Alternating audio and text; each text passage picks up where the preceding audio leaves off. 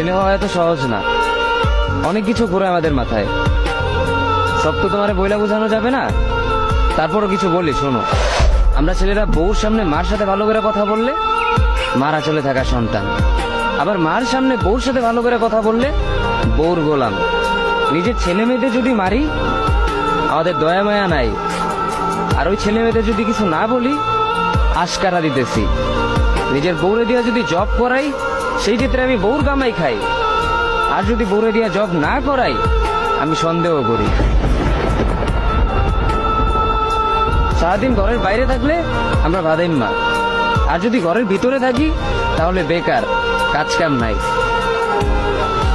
আর এই তোমাদের মেয়েদের গায়ে যদি আমরা ভুলেও টাচ করি না আমরা নির্যাতক, আর যদি তোমরা মেয়েরা আমাদের গায়ে হাত তুলো আমরা কাপুরুষ।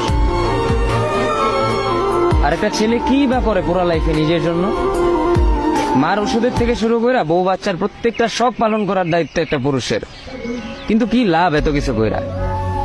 দিন শেষে একটা ভুল করলেই সবাই ভুলা যায় যে কে কি করছে তার জন্য।